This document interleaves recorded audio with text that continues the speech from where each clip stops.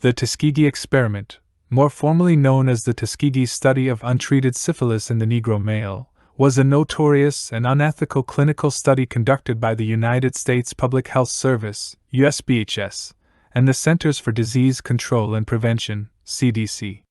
The study began in 1932 and lasted for 40 years, until 1972. The study aimed to observe the natural progression of untreated syphilis in rural African American men in Alabama under the guise of receiving free health care from the United States government. The researchers wanted to compare the progression of the disease in black men to previous studies conducted on white men.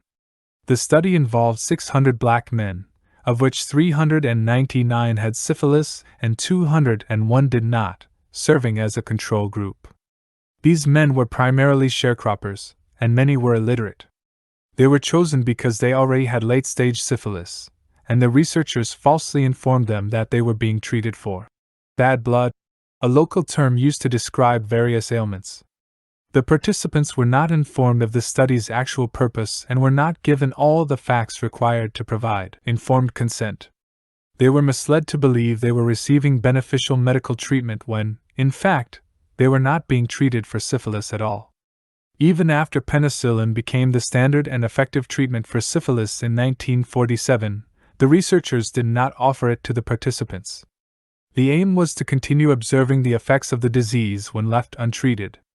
This decision led to the unnecessary suffering and death of many participants, and the infection of their wives and children, who were born with congenital syphilis.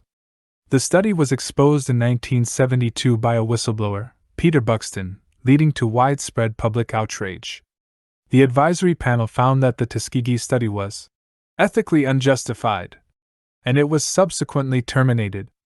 By that time, 28 participants had died directly from syphilis, 100 more from related complications, at least 40 spouses had been diagnosed with it, and the disease had been passed to 19 children at birth. The Tuskegee Experiment led to significant distrust in the African American community towards public health institutions and medical research. It also prompted changes in U.S. law and regulation on the protection of participants in clinical studies, including the requirement for informed consent.